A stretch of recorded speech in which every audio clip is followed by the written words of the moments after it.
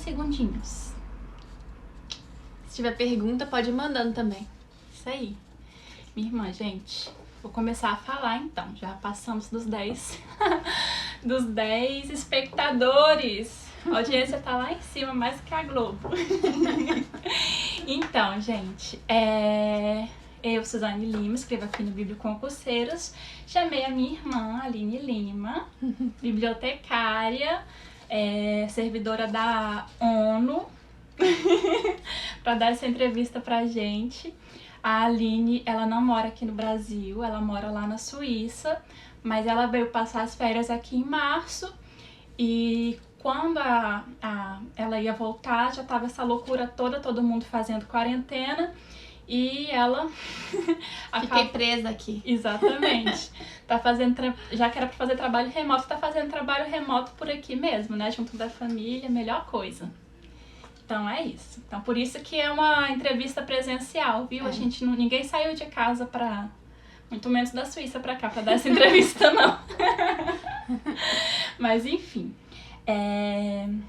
Uma pequena apresentação sobre a Aline, ela é minha irmã. Não precisa falar mais nada. Muito importante. E ela, antes de fazer Bíblio, ela fez ciência política. E uma coisa que aconteceu é que eu entrei em Bíblio mais ou menos por causa dela. Porque, na verdade, eu queria outro curso. E aí ela falou, por que você não faz Bíblio? Ela não fazia ainda. Por que você não faz Bíblio? Sempre tem estágio, sempre tem concurso. E aí eu comecei Bíblio. E ela, apesar de ser minha irmã mais velha, ela começou depois. A maioria das pessoas pensa que é o contrário, né? Que você começou primeiro e eu comecei depois. Mas ela é minha veterana por um semestre. Exatamente. Então conta pra gente, assim, primeiro você fez ciência política, né? Isso. E o que te levou a fazer biblioteconomia lá na UNB, Brasília? Então, eu comecei na universidade muito cedo, né? Com 16 anos eu entrei na ciência política e eu queria ser diplomata. E daí, quando eu entrei, eu fui mudando de ideia e eu fui me apaixonando por outras coisas, né? E quando eu tava quase me formando, eu vi que ia ficar desempregada. Basicamente, porque eu fui descobrindo, eu era muito ingênua, ainda sou, mas era muito mais ingênua na época, né? Não é não, gente? Sou sim. Daí eu vi que eu não tinha QI, ou seja, eu não tinha quem indica, e pra você conseguir trabalho como cientista política, pelo menos na época, agora eu imagino que ainda seja assim, tinha que ter alguém envolvido, tinha que ter algum parente que era primo do político, do deputado, enfim. E daí eu parei e eu tinha que trabalhar, não tinha opção, né? Eu tinha que trabalhar. E aí eu parei e pensei, o que eu vou fazer agora, né? Tô me formando e eu pensei que podia fazer mestrado, mas eu não queria ser professora, então pensei que talvez não carreira acadêmica. Então eu peguei, eu estudei na UNB, em Brasília, e tinha uma listinha de todos os cursos, né? Na época era em papel ainda. Eu peguei aquela listinha de todos os cursos e falei, ok, o que eu aprendi a ser política? O que eu gosto de fazer aqui? E o que eu gostava de fazer era pesquisa, então eu gostava de trabalhar com informação. Então eu fui ler o folheto todo, com todos os cursos da UNB, para ver o que de lá eu gostava, o que eu me identificava, né? E que também tivesse campo profissional. E aí eu encontrei biblioteconomia. E eu, nossa, então aqui eu vou trabalhar com informação, organizar informação, eu posso trabalhar com pesquisa, e foi isso que me levou para a Bíblio. Tanto a minha identificação com a informação, e que principalmente eu gosto muito de pesquisa, da área de pesquisa, ou seja, de busca de informação, isso, e também porque eu sabia que tinha concurso, sempre, cada concurso que saía pelo menos 1, 2 vagas para Bíblio, não era muito, mas eu sabia já que eu precisava de uma só, então eu sabia que era possível, e tinha estágio também, né, então eu sabia que eu entrando já ia conseguir alguma coisa e ter o meu dinheirinho garantido. Então, passando 2 coisas, minha dedicação à informação e concurso, estágio, mercado de trabalho. Uma coisa que eu acho legal pontuar, nem estava aqui no roteiro, mas quando eu fui fazer a minha primeira live, que eu fui falar sobre a minha trajetória também, eu comecei falando que a gente vem de uma origem humilde, né? A gente tem até essa cara de rica,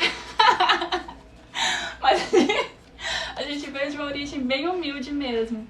Então, essa necessidade de emprego, né? Às vezes a gente vê um curso muito pomposo, tipo Relações Internacionais, tipo Ciência Política, mas a realidade deles é que não tem, né, muito emprego, assim, principalmente para quem não tem muitas relações. Então, assim, pra gente, na situação social que a gente tinha, eu acho que o concurso, ele era uma salvação, né? Era uma coisa que a gente poderia vislumbrar e alcançável, né? Sim, e que dependia da gente só, né? Não dependia de você ter um amigo em algum lugar que ia te indicar, principalmente isso. Você tinha uma quantidade de coisas que você tinha que aprender, você tinha uma lista das matérias, era assim que eu pensei desde a universidade, desde o vestibular. Eu tenho uma lista de matérias que eu aprender e depois sou só eu e a prova. Não tenho mais nenhum intermediário, né? Não tem alguém que vai olhar e falar assim, eu gosto da sua cara, vou com a sua cara, ou não. Ou, você é filha de quem? Então não tinha essa intermediária, e foi isso que eu gostei do concurso.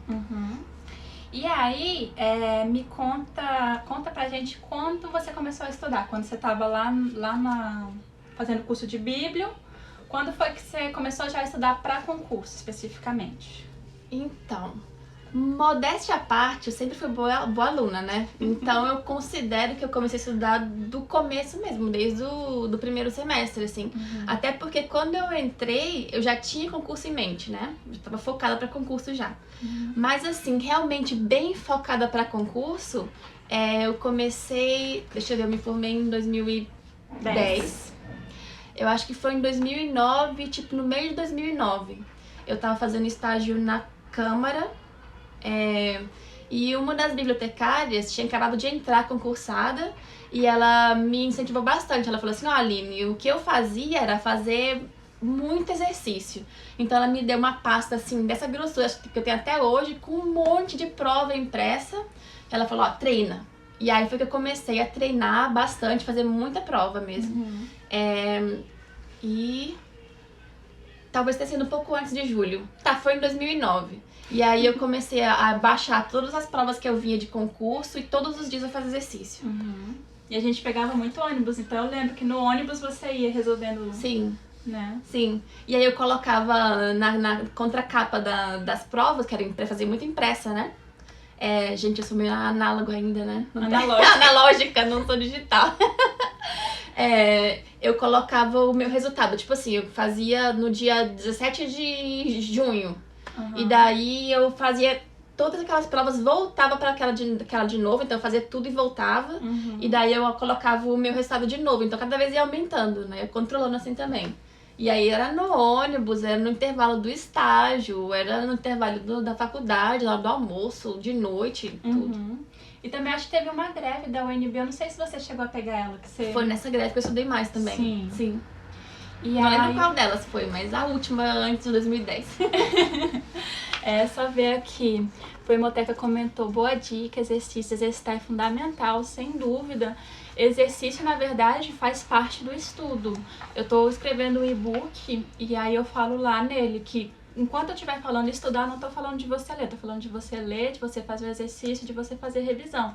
Isso é estudar, né? Não são coisas divididas. Me desculpem as árvores, a gente... Papo é muito bom. Então, eu ganhei, né? Eu ganhei um monte de prova impressa. E aí depois eu imprimia mesmo, eu não vou mentir não, porque eu não tinha tablet, essas coisas assim. Nessa época o celular era muito básico também, né? Então o meu tempo maior, não maior, mas assim, uma hora que eu estudava muito era no ônibus. E eram 2 horas, gente, pra ir e 2 pra voltar. Então quando eu tinha sorte de vir sentada... Eu vinha anotando na prova, e tá no papel mesmo. Gente, quem é de Brasília, a gente pegava o 343, que vai da rodoviária pro Pé Norte. Só já... Pé Norte, mais conhecido como Pé Morte. Saudades, só que não. Como você foi parar pra Suíça? Calma, vamos que a gente vai chegar lá. Estamos no começo ainda. Então, aí aconteceu uma coisa, que você ainda não tinha se formado e você passou em 2º lugar dentro das vagas no concurso da Petrobras. Sim. Como é que foi isso? Como é que você fez pra se formar e ser chamada a tempo de já ter o seu diploma? Que você tava sem diploma ainda, né? Sim. Então foi um estresse, porque eu tava na UNB, então eu tava Na última greve, não é que eu comecei a estudar, mas na greve depois eu comecei a estudar, ou seja, na segunda depois disso, né? E daí faltava um semestre ainda, e eu tava fazendo concurso pra exercitar. Tipo, eu treinava em casa, estudava, mas eu também achava que fazer realmente o concurso, ir e pagar, ir no dia e fazer e ver o resultado com aquela pressão já na prova era importante, né? E daí eu fiz o da Petrobras e assim, eu fiz só pra treinar mesmo. E essa bibliotecária que me ajudou, que me incentivou no começo, que eu esqueci o nome dela, desculpa. Judite, a Judite da Câmara, gente, Judite, linda. Ela trabalhou na Petrobras e ela gostou muito, então ela também tinha me falado, faz, é muito bom e tal. E daí eu fiz, e quando saiu o resultado eu tava trabalhando no Senado, não, fazendo estágio no Senado. E daí eu me lembro, tava sentadinha no balcão de referência, e aí, saiu o resultado, vou olhar, né, vamos ver em qual passo eu fiquei. Mas nem imaginando que eu tinha passado, tinha 2 vagas só. Daí eu abri, aí tava lá, aprovado, 2º lugar, e eu, quê? O quê? Aí eu olhei, conferi meu nome, meu CPF, gente, mas será que é mesmo? E daí, tipo assim, o meu nome é Aline, mas é Alyni, né? É coisa de nordestino, meu pai foi inventar. Aí eu, gente, com Y, ainda botou o I. Aí eu, gente, estágio no Senado só, viu, Leda, que eu fazia, mas era muito legal também. Daí, enfim, aí eu chamei todo mundo pra ver, gente, confere pra mim se tá certo isso aqui mesmo. Aí tava certo, tinha passado no 2º lugar, ou seja, dentro das vagas. E tinha, acho que 3.000 pessoas concorrendo nessa época. Sinistro. E eu faltando um semestre pra terminar na faculdade e a UNB de greve. Daí, lá fui eu tinha mover... esquecido esse detalhe da greve. Tava de greve. Nossa. Daí eu fui mover meio mundo pra ver o que eu fazia, né? Eu ia atrás de professora, nem tava na faculdade nem nada. Daí eles falaram, não, você pode... Faltava uma matéria que era tesauros e a dissertação, que era em dupla, então eu fiz com a Suzane. Daí a gente correu e sem dormir, com garrafa de café do lado à noite pra fazer a monografia. E também fiz a matéria, os professores deixaram eu apresentar um trabalhão no final, assim. Daí a gente conseguiu apresentar, defender. E eu na porta da reitoria, todo dia batendo lá pra conseguir meu diploma. Uhum. E depois no conselho e tudo, aí deu tempo de sair antes de ser chamada. Certinho, assim, cronometrado. O estresse do bem, né? Nossa, mas no final... Do bem, assim, no sentido do resultado que você conseguiu alcançar. Que se você não conseguisse, ia ser um estresse do... Sim. Vocês são muito legais, conhecendo agora. Obrigada. Sabe de nada, inocente. Se conhecer mais. Mas aí, você foi chamada lá pra Petrobras. Uma coisa que eu vejo muitas pessoas reclamando é que, tipo assim, bibliotecário, ele não trabalha só em biblioteca. Uhum. Mas, na verdade, a maior parte dos bibliotecários que eu conheço trabalham na biblioteca. Só que a biblioteca ela não é mais aquele espaço, não deveria mais ser só aquele espaço de... tem ali um acervo, tem as pessoas que vão atrás daquilo e é isso, né? A biblioteca... A nossa formação e a biblioteca, o campo de atuação nosso dentro da biblioteca, ele pode ser bem maior. Então eu queria que você falasse um pouco do que você fazia lá na Petrobras como bibliotecária, que não era o serviço tradicional de biblioteca, né? Então, como bibliotecária, nada. Porque, assim, tradicionalmente nada, né? Isso, então, exatamente. O que eu fazia muito era gestão. Eu era gestora de contrato. Que lá tem uma diferença, na verdade, de gestor e fiscal, né? Então, eu trabalhava no serviço compartilhado, que é tipo o que presta serviço pro resto da empresa. E a gente tinha uma biblioteca muito grande, que tinha de tudo. Então, tinha muitas bases de dados assinadas, tinha serviço de tradução, tinha biblioteca física grande, um acervo digital muito grande. E também a gente tinha um arquivo, que era dentro da biblioteca, que era, na verdade, gestão documental, né? Eu trabalhei na biblioteca mesmo por pouco tempo. Quando eu cheguei, eu comecei a revisar padrões. Então, lá como é uma empresa grande e é a maior do Brasil ainda, né?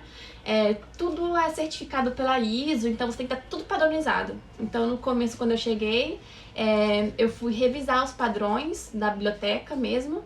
Então, a gente tinha uma equipe que era equipe de empregado próprio, que era quem fazia gestão de contratos e, tipo, assinava, né, os papéis e tudo. Os petroleiros.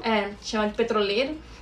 E tinha a minha equipe de contratados, que era quem botava a mão na massa mesmo, ou seja, que era quem catalogava, classificava, atendia na referência, fazia tradução.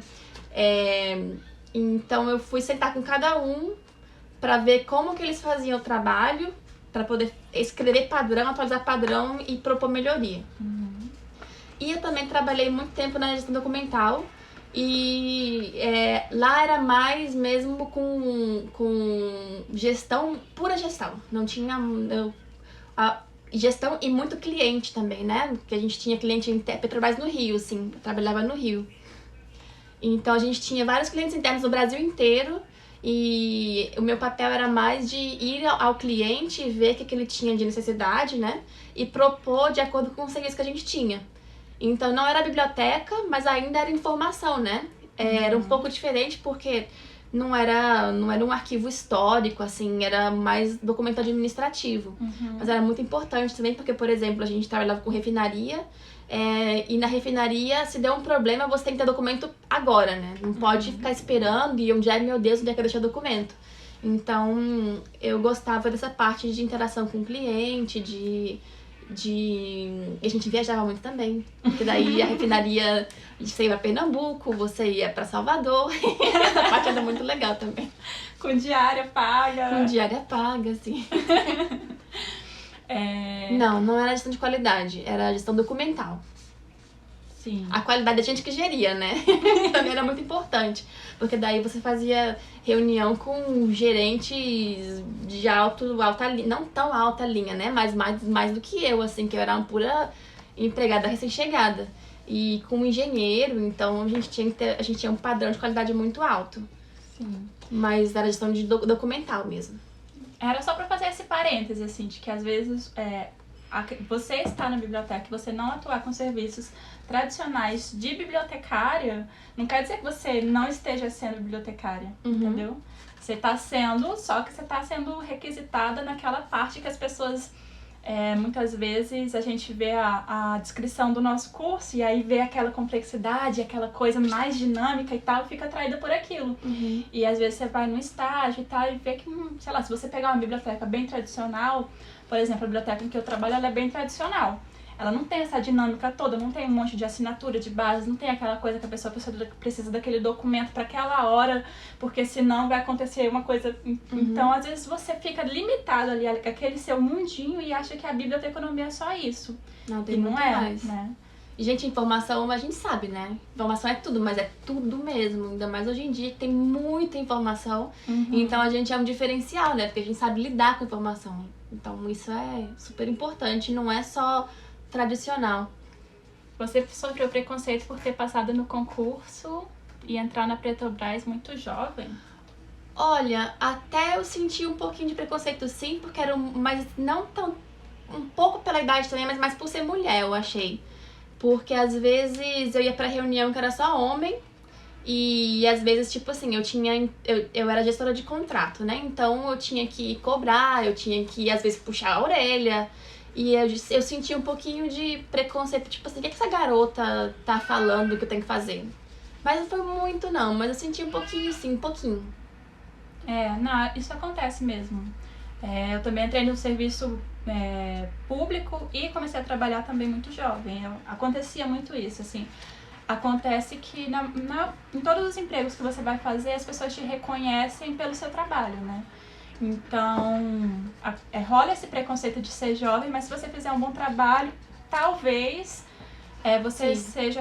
Não necessariamente, eu já tive uma chefe que falou que eu era muito menino. Ela não era tão menina, mas assim, eu sinceramente sou muito mais competente do que ela, mas... Ex-chefes à parte... Olha, quem falou que você era muito legal tá mudando de ideia já. Ex-chefes à parte, aqui. Eu senti quando comecei a trabalhar, me senti estagiária no início.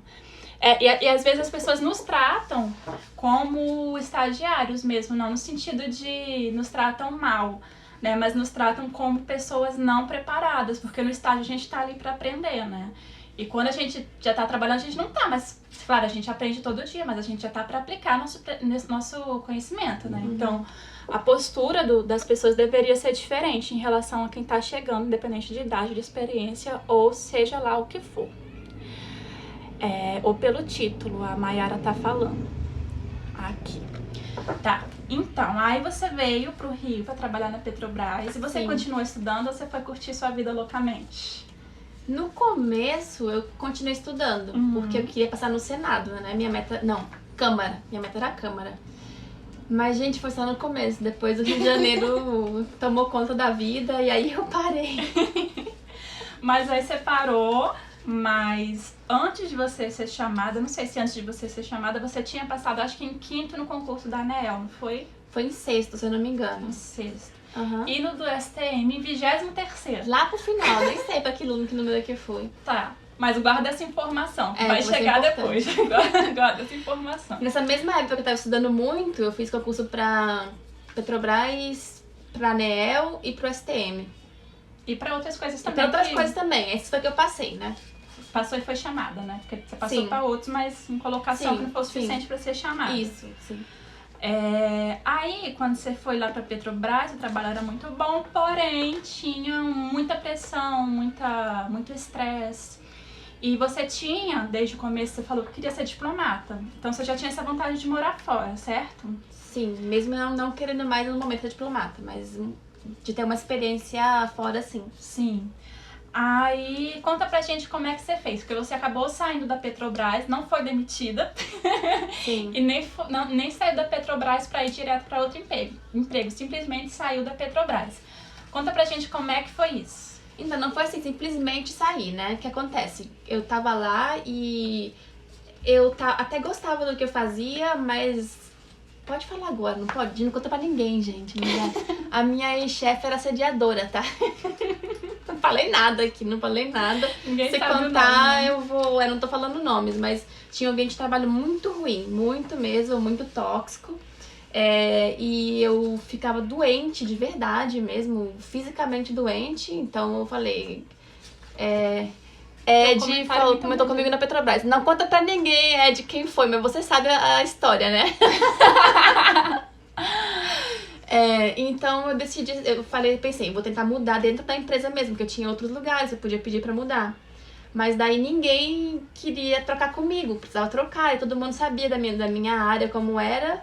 Então eu falei, ok, vou ficar aqui no máximo 3 anos, se eu não conseguir mudar, eu saio. E daí eu comecei a juntar uma grana pra poder me sustentar até eu conseguir alguma outra coisa, né? E eu queria muito morar um tempo fora. E daí eu falei assim, então vou passar 6 meses estudando inglês em Nova York. Daí eu fiz isso, guardei uma grana pra poder ir, pra poder pagar e tudo, e voltar a estudar pro concurso de novo, pra poder passar de novo. Sim, porque aí esse dinheiro dava tanto pra você pagar o seu estudo, quanto você passar um bom tempo estudando, sendo sustentada por aquilo que você tinha economizado. Exatamente, né? Sim. Uhum. Então não foi simplesmente assim, larguei sem nenhum plano na louca, que nem algumas pessoas pensam que é assim, né? Que, sim. Tipo, o fato de você precisar... Assim, claro, você era solteira, você não tinha filho, então você tinha esse fator de risco. Fator de risco não, enfim, essa pressão menor vinda de fora. Uhum. Sim, porém, você se salvaguardou. Isso. Né? Então não foi simplesmente uma loucura, enfim. Aí tá. Aí, em Nova York, você tava com uma pessoa que depois veio a ser seu marido, certo? Sim. Aí... Por que você tá perguntando isso? Porque depois vai ter a outra história, porque que ela largou, né? Tá tudo interligado aqui, ó. Aí tá, aí você voltou pro Brasil. Uhum. E aí eu lembro, você estava aqui no Rio de Janeiro. Não lembro se você tava em Brasília. Tava em Brasília, né? Sim. Porque aí quando ela voltou pro Brasil, quem tava no Rio era eu. Eu passei no concurso do IBGE, né? Então a Aline saiu daqui do Rio em 2013 e eu vim em 2014. Tipo, um pouquinho depois, por um pouco a gente não se esbarrava aqui, né? Uhum. Mas enfim, aí ela voltou pro Brasil, porque acabou o tempo que ela tinha lá planejado, ficou o tempo estudando inglês em Nova York. Uhum. Aí você voltou, e o que aconteceu alguns meses depois? Não, então, daí eu tava namorando, né? Uhum. Daí eu voltei e o meu namorado foi pra Colômbia. E daí eu fui pra lá e tal, e fui pra lá visitá-lo, né? E quando eu tava lá, chegou carta não, como é que chama? Telegrama. Uhum. Da ANEEL, que é a Agência Nacional de Energia Elétrica de Brasília, me convocando. Que eu tinha ficado em 6º lugar, e aí depois de 5 anos, acho que foi... Não, 3 e quase pouquinho. acabando o prazo. Sim, 3 anos me chamaram, me convocaram pra assumir, né? Uhum. Então, daí eu assumi e comecei a trabalhar na ANEEL em Brasília. Sim. Aí, só que aí o que acontece é que o seu namorado tinha te pedido em casamento. Assim, daí, um mês depois que eu voltei, né, pro Brasil, o meu namorado, então namorado, Virou me pediu em noivo. casamento e aí a gente virou noivo. Então eu estava um mês trabalhando na ANEEL. Ela precisa contar as coisas, que horror, né, irmã? Irmã denuncia tudo. Eu falei pra ela, esquece essa parte, né? Vamos passar a parte profissional, daí ela vai enrolando tudo. É porque uma coisa liga a outra, gente. A nossa vida não é só profissão, não. Tem as desilusão também. Na as coisas profissão e boas no também. amor. Sim. Mas enfim, aí você começou a trabalhar na ANEEL e como é que era o trabalho lá? Era tranquilo. Lá era diferente, foi a primeira vez que eu trabalhei num lugar pequeno, né? Éramos 2 bibliotecários e mais o nosso chefe, que não era bibliotecário, e uma equipe de acho que umas 10 pessoas contratadas também.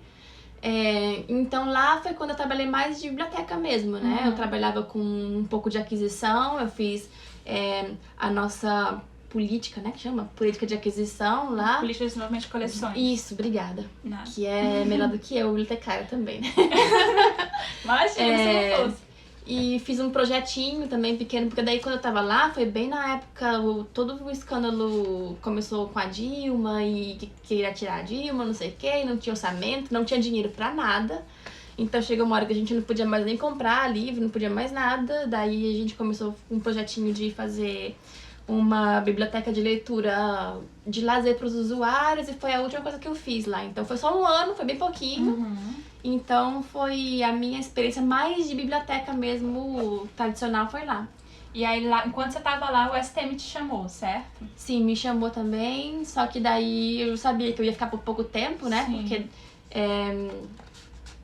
eu comecei na ANEEL em novembro, me casei em maio, e alguns meses depois eu vi que eu não ia poder ficar no Brasil, que eu ia ter que mudar pra Colômbia.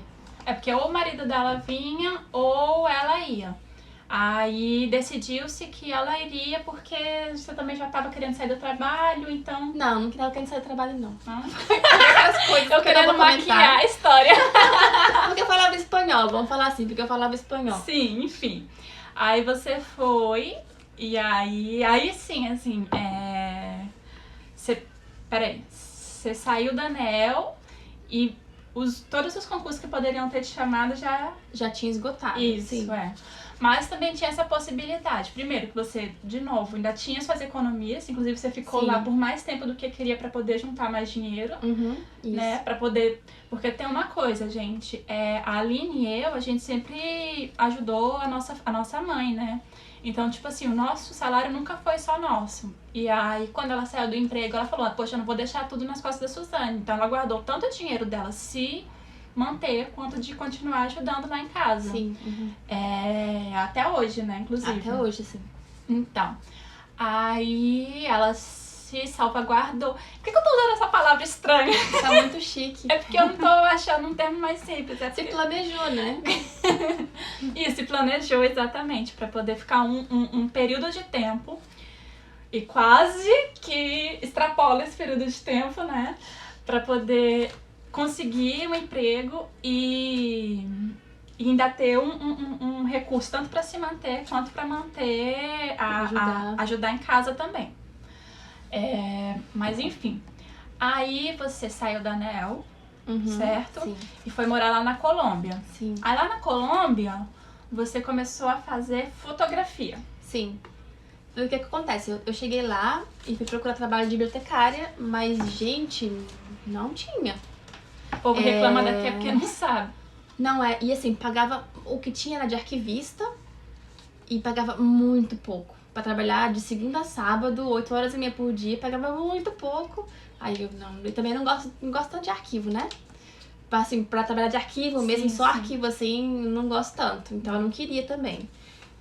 Então não sei se foi também por ser estrangeira, então não consegui trabalhar de biblioteca lá e na verdade nem de nada, né? Daí eu vou fazer alguma outra coisa que eu possa eu mesma, por meus meios, me virar. Por isso que eu fui estudar fotografia. E aí lá eu fazia meus biquinhos de fotografia e de tradução também.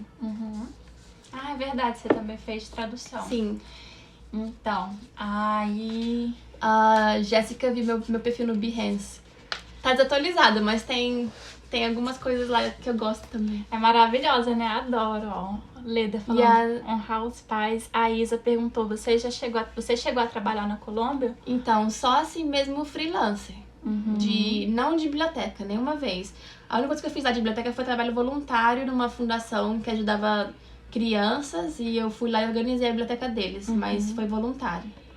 A Nilce falando que também tem um capítulo do livro Bíblio-Concurseiros do Gustavo Enhage. Tem também, muito legal esse livro, inclusive recomendo. Você tinha filhos e tal? Não. Não. Ó, o povo perguntando sobre sua vida pessoal aqui. Já estamos falando mesmo, né? Faz um cafezinho. Enfim, aí, enquanto você tava na Colômbia, você ainda tava morando lá, e aí saiu essa vaga, não é nem uma vaga, né? Saiu essa seleção da ONU, certo? Aí, conta pra gente como é que é essa seleção, quando é que ela sai, onde que você vê, onde é que você fica sabendo? Sim. Então, eu fiquei sabendo que existia isso através de uma amiga, A Andréia. que é uma bibliotecária que eu admiro muitíssimo. Maravilhosa. Eu falo todo mundo, a Andréia Gonçalves do Nascimento, que ela trabalhou na ONU e eu a conheci no Rio. E ela era amiga de um colega de trabalho, depois namorada, depois esposa. Então ela me contou que existia isso, ela trabalhou lá 5 anos, né? E ela falou, olha, tem esse programa que a ONU faz, é uma seleção que todo ano eles chamam alguns países que estão subrepresentados. O que é isso? A ONU, o orçamento da ONU são os países que pagam, né? Então, a quantidade de pessoas que deveria trabalhar de cada país é proporcional ao tanto que o país paga. E o Brasil está subrepresentado, ou seja, não tem tanta gente trabalhando lá quanto deveria em relação ao que o Brasil paga à ONU todos os anos. Então, todos os anos eles fazem esse processo seletivo, que é tipo um concurso, que chama Young Professionals Program, Programa de Jovens Profissionais. Que você tem que ter até 32 anos em dezembro do ano que você prestar a prova. E ela me falou disso, foi em 2010, 11, quando eu a conheci, né? E eu sempre olhava, mas nunca tinha visto sair pra nossa área, né? Então, justamente no meu momento estava desesperada, que não conseguia trabalho, eu vi que saiu o concurso finalmente pro Brasil, incluindo o Bíblio. E eu com 30, quase 2 já, né? 31 batendo na trave já. Então foi aí que eu decidi fazer. E como que funciona? Você tem que procurar, tem que olhar sempre todos os anos. Não sei se tem uma época certa que sai e agora tá parado, porque agora com a crise do coronavírus tá tudo parado. Mas você entra no site de vagas da ONU, chama Inspira, igual inspira.un.org. E vai saindo seleções. Pode seguir a página também da ONU, Careers, uma coisa assim. Depois eu coloco no blog da Sul os dados certinhos. E você tem que ter menos de 32 anos, né? E tem que ter inglês ou francês fluente. E tem que ter a formação em alguma daquelas áreas que ele chama. Não só a biblioteca, tem várias outras áreas. Então, primeiro eu conto toda a história já de como é que funciona? Tem uma pessoa perguntando, a Ju, como você aprendeu inglês? Então, não tinha... Quando eu tinha 15 anos, eu fiz curso, porque a minha mãe conhecia uma menina que trabalhava na escola e conseguiu uma bolsa pra mim. Não foi a que a titia trabalhava? Não, mas quem conhecia ela foi enfim, uma amiga trabalhava na escola, consegui uma bolsa pra mim. E daí eu comecei a fazer curso, eu fiz acho que 1 ano e meio de curso de inglês lá. E depois eu fui aprendendo sozinha. Muita música, muita cantoria. Música. E eu gosto de uma banda de metal que chama Blind Guardian, que tem umas músicas assim de 15 minutos que não tem um refrão, é só uma letra desse tamanho assim. Então eu aprendia tudo, daí fui aprendendo inglês mais assim, né? E lendo também, porque na ciência política eu tinha que ler muito inglês. Então foi assim. E depois, quando eu fui pra Nova York, eu só ganhei fluência, mas já falava antes, quase fluente também. Sim, a gente estava na parte da Colômbia, que você veio fazer a prova, que a prova foi aplicada aqui no Brasil, em Brasília, certo? Sim. Foi só em Brasília esse ano? Sim, porque o que acontece? Eles fazem uma pré-seleção, então você primeiro faz um cadastro, que é gigantesco, tem um monte de pergunta, e eles fazem um filtro, porque eles só chamam pra fazer a prova até 40 pessoas por país, né? E eles geralmente fazem a prova na capital, a não ser que seja tipo os Estados Unidos, que é Nova York. Ou seja, onde tem a ONU ou a capital. Então, o que eu tava falando mesmo? Que você esqueci também. Perdi a gente. Que você veio fazer a prova em Brasília. Sim, eu vim fazer a prova em Brasília, assim. Tava morando na Colômbia ainda e vim fazer a prova escrita em Brasília. Porque, então, como eu tava falando, faz o cadastro, preenche lá aquele monte de coisa, tem que fazer uma página de apresentação falando sua motivação pra entrar. Então, você tem que ter os critérios mínimos, que é falar inglês, ser cidadão daquele país que tá sendo chamado e ter a formação de nível superior, não pede mestrado. Para esse grupo específico não pede mestrado, né? Então eles fazem uma pré-seleção e daí eles te falam, você foi chamado para prova, que já é uma vitória, assim, porque já quase ninguém é chamado, são só 40 por país, né? E a prova não é por cargo, é por grupo, família de trabalho que eles chamam. Então a minha família é de informação, que tava bibliotecário, arquivista, relações públicas, comunicação, jornalismo e afins. Então você compete todo mundo junto, todo mundo não tem uma reserva para Bíblia, uma reserva para comunicação, é todo mundo misturado. Então depois eu fiz a prova escrita e aí eles me fazem, e é tudo em inglês, né? Em inglês ou em francês, né? Na língua oficial da ONU, que são essas duas. Aí essa prova escrita que você teve que vir pro Brasil. Sim, que eu vim pro Brasil fazer. Tá. E aí, 6 meses depois, eles me falaram que eu tinha passado na prova escrita e me chamaram para fazer uma entrevista de competências, entrevista por competências, né? Que eles vão perguntar exemplos dos seus trabalhos anteriores, mas com coisas específicas para ver como que você se comporta no ambiente de trabalho. O Walterson tá perguntando o que é que cai nessa prova. Tem um edital, né? Mas aí o que caiu quando você fez? Não tem bem um edital, não, pra falar a verdade. Não? Tem uma estrutura. Primeiro é uma parte que tem um texto em inglês ou em francês que você tem que resumir, que é pra ver se você tem o domínio da língua. E a segunda parte tem várias questões de múltipla escolha, só que assim, é um caderno gigantesco, porque como tem várias formações dentro desse grupo de trabalho, essa família de trabalho, então tinha questões de Bíblia, de arquivo, de comunicação, de jornalismo, de relações públicas. É a mesma prova para todas as formações? É a mesma prova, para todo mundo é a mesma prova. E o que acontece? Vamos supor, tem 50 questões de 5 cursos. E aí você tem que responder no mínimo 10. Então eu ia escolhendo as Bíblias, óbvio, né?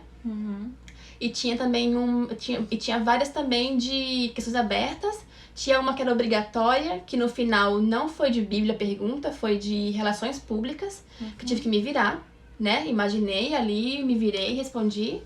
E tinha mais umas 4 ou 5 abertas também, que você também podia escolher qual que você queria fazer. Tinha várias opções para várias áreas. E aí eu escolhi também as de Bíblia, né? Óbvio. Isso eram 4 horas de prova, não era? Eram 4 ou 3 horas de prova e tinha muita questão. E assim, inglês tudo, né? E daí eu comecei a responder primeiro eu fiz as objetivas, primeiro eu fiz a primeira, aqui era resumir o texto em inglês. Se você não fizesse, você estava já automaticamente eliminado. Então eu fiz essa primeiro. E depois eu fiz as objetivas da segunda parte, a obrigatória, Quer dizer, a que não tinha como escolher, né? Que era só uma pra todo mundo que tinha que fazer. E aí eu tava escrevendo o texto bonitinho, assim, pra passar limpo depois. E aí no final eu tava já escrevendo igual uma maluca e já rasurando ali em cima mesmo. E foi muito, muito, muito difícil. E eu pensei assim, não passei não. Boa experiência, mas não passei não. Esse negócio aqui tava muito estranho, tava muito difícil. Mas assim, também... E aí, o pior é que a minha amiga que tinha feito antes, quando ela fez, era questão sobre a organização da ONU, como é que funcionava, Conselho de Segurança, quem era o secretário-geral. Então eu fui estudar isso, né? E aí, da nossa área mesmo, eu estudei as normas internacionais. Então eu fui pro site da ALA estudar tudo que eu achei de norma internacional de biblioteconomia, estudei. Mas eu não foquei em Bíblio, né? Eu foquei mais na estrutura da ONU. E aí quando eu cheguei, não tinha uma pergunta sobre a ONU, era tudo da área, assim. Mas pelo menos o que me ajudou muito foi ler a parte de biblioteconomia internacional, né? Isso daí me ajudou muito. E de qualquer modo, você já tinha uma base anterior, né? Sim, eu já tinha minha base de quando eu estudava, né? Que também não tinha esquecido tanto e deu pra puxar um pouquinho ainda. A Jéssica perguntando se... Esse de graduação em ciência política te ajudou? Pra prova em si, não. Não porque... Talvez, né? Conhecimento nunca é demais. Então, talvez a ciência política tenha ajudado porque... Você lê muito, e ler é importante. Ler é importante pra você interpretar texto, pra você escrever, eu tinha que escrever, né? Então, talvez nesse sentido, mas de conhecimento em si não, porque as questões eram de Bíblio. As que eu respondi eram de Bíblio, ponto. Tirando a uma que você não tinha como escolher, que era de relações públicas, né? O resto era de biblioteconomia. Como é a parte de biblioteconomia internacional? A questão que você falou das regras internacionais da IFLA, né? Tem lá no site da IFLA, gente. Inclusive, tem muita coisa traduzida para o português lá. Tem muita coisa em português também. E quando não tem para o português, sempre tem em espanhol. Então, para vários trabalhos que eu tenho que fazer no trabalho, eu dou uma consultada lá nas regras da IFLA, que são nas diretrizes da IFLA, nos manuais, enfim. Que são muito bons para a prática mesmo. E aí, beleza. Aí você voltou pra Colômbia. E aí, voltando pra vida pessoal, você divorciou, certo? Aí eu me divorciei. Se divorciou, é assim a vida que Tô segue. solteira.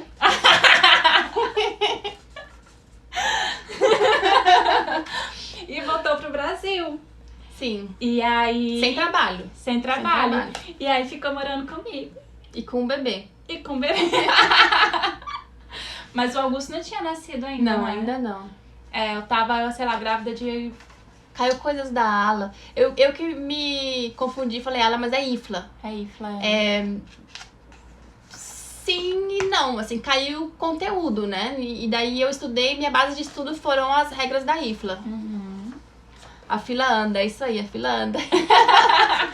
Aí, enfim, aí você voltou e aí voltou a estudar para concurso, porque a ONU ainda não tinha te dado esse feedback que você tinha sido aprovada na prova escrita, né? Na entrevista. E aí eu lembro o dia que a ONU te mandou o e-mail. Dia 2 de janeiro, imagina. Ano passado. Eu tava com... Foi 2 de janeiro? Não, o e-mail que você tinha aprovado não, que eu tinha sido aprovada, foi antes. Na prova escrita ainda. Aí foi muito engraçado, porque eu tava com o Augusto, ele, sei lá, recém-nascido. Eu tava naquela coisa assim, puerpério. Aquele período super depressivo da vida. Aí a Aline começou a se jogar no chão, assim.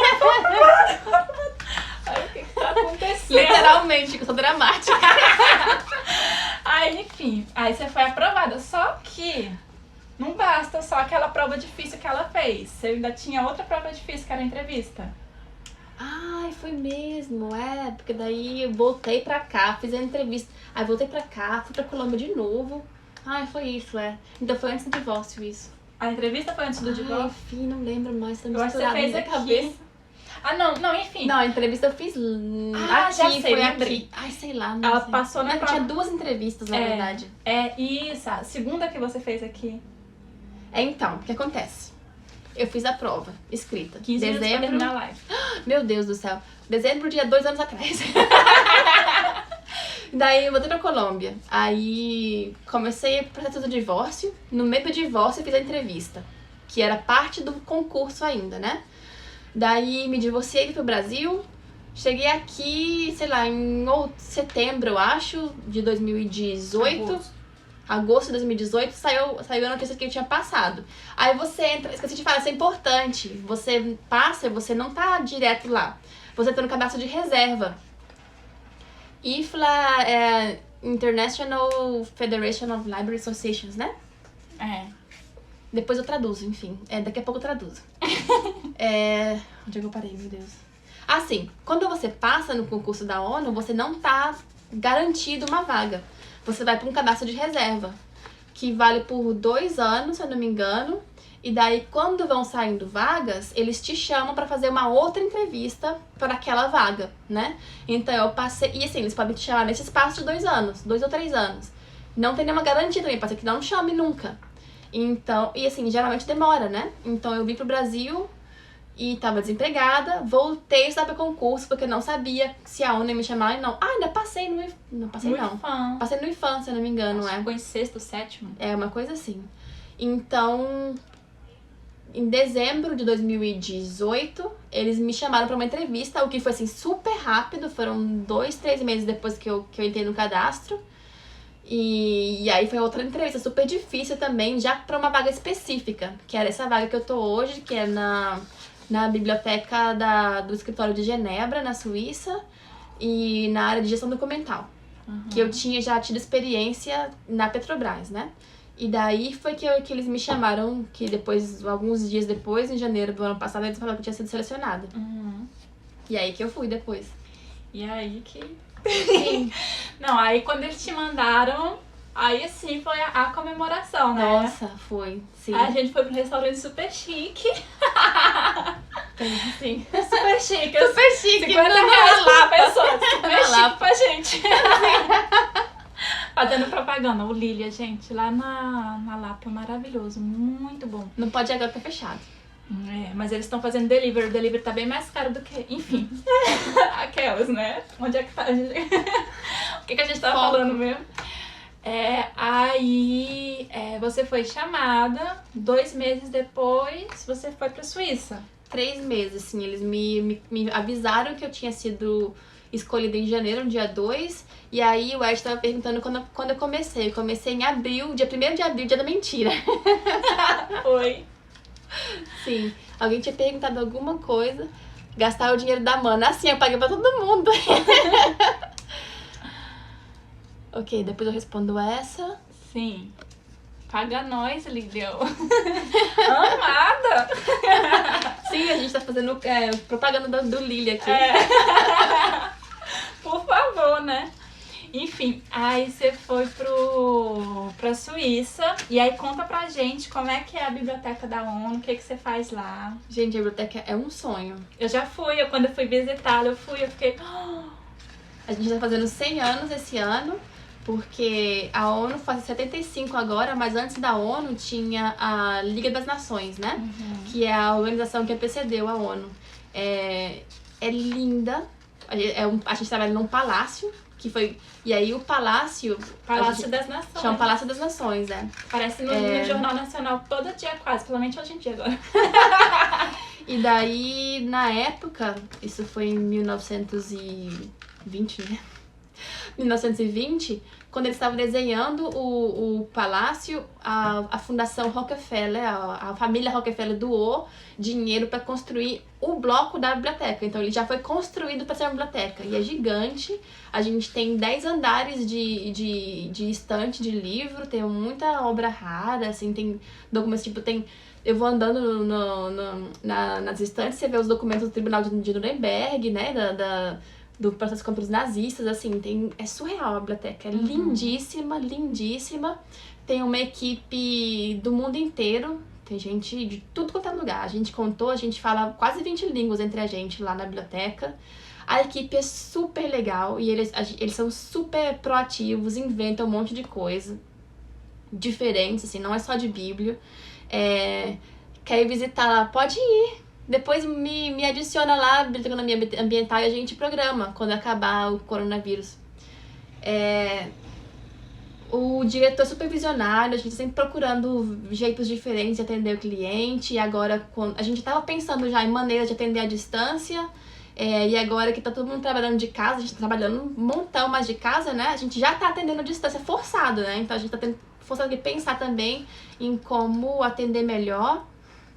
Eu trabalho com gestão documental, como eu falei pra vocês, mas acaba que meu conhecimento de Bíblia ajuda muito, porque eu não trabalho com os documentos em si, eu trabalho mais criando treinamento para os nossos usuários. Então, assim, é bom porque eu não sou da área de arquivo, então eu tenho que aprender e imaginar a melhor maneira de ensinar para os usuários, né? E também continuo tendo contato com os clientes também. Quem são os usuários de lá? Quem são os usuários? Os usuários são os diplomatas, principalmente, as representações dos países em Genebra, né? Porque como lá é o escritório da ONU na Europa, tem representação de todos os países, vão os diplomatas, tem os funcionários da casa também, e tem muito pesquisador externo, muito, porque tem documento e vai muita gente pra mim, vai muita gente de arquivo, que vai pra ver arquivo, né, pra ver documento mesmo, não livro. Mas mesmo assim, na biblioteca também tem muita gente de fora, pesquisador de lá mesmo, que trabalha mesmo em Genebra, e dos arquivos, e muita gente do mundo inteiro também pra pesquisar lá. A Isa perguntou se só tem você de bibliotecária, e o Walterson perguntou se você precisou aprender uma segunda língua para trabalhar. Na minha equipe, que eu trabalho na gestão documental, só tenho bibliotecária. Mas na biblioteca tem mais. Tem outras bibliotecas além da de Genebra, né? Sim, tem na ONU em Nova York, que é a principal. Tem em Bangkok, tem no Chile. Tem em Addis Ababa, na Etiópia. E tem umas menorzinhas também. E tem as agências, né? Que isso eu falo só que é a ONU secretariado, que a gente chama. Aí tem nos direitos humanos e tem outras também.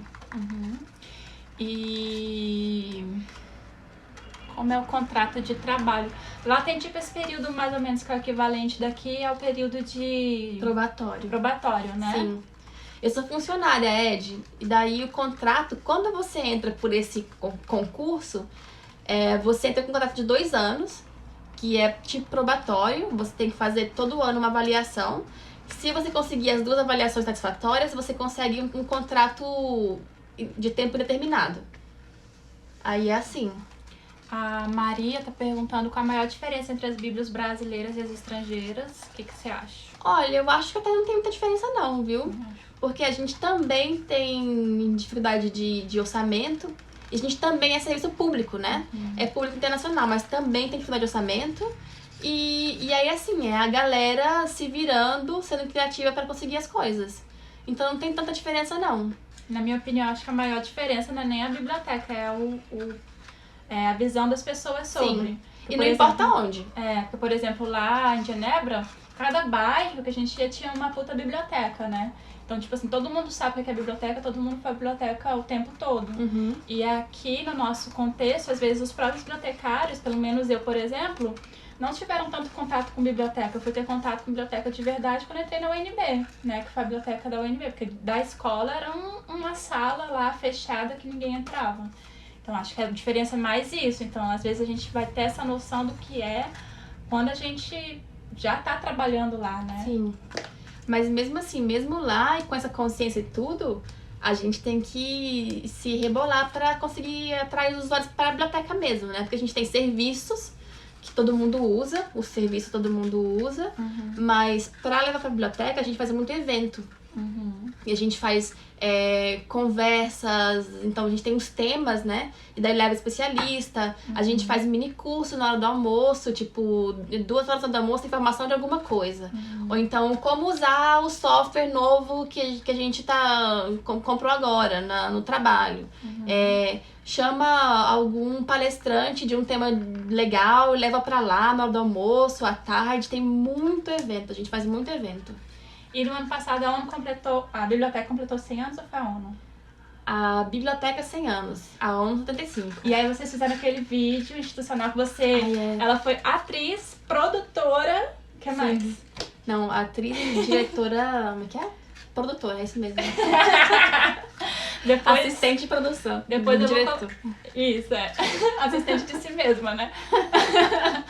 Depois eu vou colocar lá no blog todas essas informações que a Aline tá falando e coloca esse vídeo, que ele é maravilhoso, assim, coloca, tipo, a biblioteca desde o comecinho, né, até Sim, o que desde ela é hoje em dia. 1920, sim. Sim. Muito legal. Ah, e a questão de outra língua. Não era necessário, você precisa falar, pra fazer a prova, ou inglês ou francês, fluente, né? Mas uma terceira língua ajuda também. Eu falo espanhol e agora tô aprendendo francês também. Porque lá na Genebra fala pra francês, né? Fala francês aí pra gente. Não. Tem a... Qual a composição do acervo da biblioteca da ONU? Deve ser, com certeza.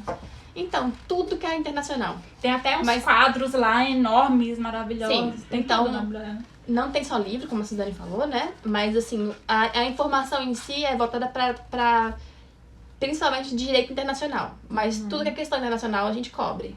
E também a gente tem um acervo de obra de arte que a gente ganha, ou que ganhou ao longo da história, né? Geralmente ganhou ao longo da história, que é a biblioteca também que organiza, que gerencia.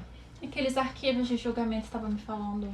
Sim, que eu já citei também, então a gente tem, que não é bem de biblioteca, do arquivo mesmo, né? Porque lá a biblioteca e o arquivo são dentro da mesma estrutura, funcionam separados, mas dentro da mesma estrutura. E aí no arquivo, pois tem tudo. Tudo de tratado internacional, de julgamentos internacionais, tem tudo. Peraí, deixa eu segurar aqui, porque o negócio... Ai, meu Deus do céu. Fui ler os comentários aqui, deixa eu chegar perto pra segurar. Sua história é maravilhosa. Parece que a sua vida foi sendo encaminhada pra isso. É o que eu falo. E uma coisa que eu queria pontuar também. Que em algum momento você duvidou de si mesma?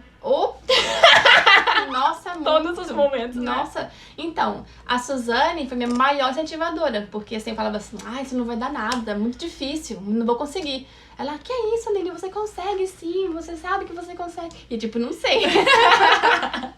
Então assim, se eu tenho um conselho pra dar, o meu conselho é, vai, sabe? Se tem uma coisa que você quer, vai e faz, porque tipo, a prova da ONU. E foi o que minha amiga falou também, a que tinha trabalhado na ONU antes, a Andréia, ela falou assim, olha, quando eu fiz, ela falou, né, não fui eu, quando eu fiz, eu vi a lista de quem ia fazer e tinha gente que ela achava que era super foda, assim, que ela nunca ia conseguir ser melhor do que eles, né, e melhor do que eles na prova. E ela falou assim, nossa, eu não vou passar, mas eu vou fazer a prova. E daí, quando ela foi, tipo, os que ela viu os que ela achava que eram melhores do que ela, não foram, porque falavam assim, é muito difícil. Isso não dá nada. Prova, não né? foram fazer a prova. Então, assim, vê o que você quer fazer e vai e faz. Aí depois você vê o resultado. Porque se você nem for fazer, você nunca vai conseguir, né? Então, às vezes as pessoas não vão. Então, acredita em você, você consegue. E vai e faz, né? Se inscreve, vai e faz. Até essa prova do IFAM que você foi relativamente bem... você tava com preguiça de fazer no dia, né? Preguiça, tava chovendo. Aí eu falei, vai fazer, tu já tá inscrita, criatura de Deus. Aí ela foi, ficou, sei lá, em 7º, 6º lugar. O que não foi o suficiente pra ser chamada, mas é uma boa colocação, né? Tem concursos que tem mais do que isso que vaga, tem concursos que chamam mais do que isso de aprovados. Então, gente, a nossa live tá acabando. Adorei, minha irmãzinha. Pra quem perdeu o início da live, ela não mora aqui, mas tá passando a quarentena aqui porque tá fazendo trabalho remoto e estava aqui quando tudo isso começou. Vou gravar a live, vai ficar aqui por 24 horas disponível. Se eu conseguir salvar o vídeo, eu coloco lá no YouTube também. Pra quem perguntou qual é o link do blog, é biblioconcurseiros.com. Tá lá o link na bio. Adorei, quero mais, também quero. De repente, gente, sabe-se lá quanto tempo vai durar essa quarentena, a gente faz fazer uma outra só pra pergunta agora, né? Que não deu tempo, né? É verdade. Mandem perguntas aí, ó, ela já se disponibilizou, nem vou precisar. Nem vou precisar insistir. Tá acabando, beijo, tchau. Tchau, Ed, obrigada. Você também. Tchau. Tchau, todo mundo.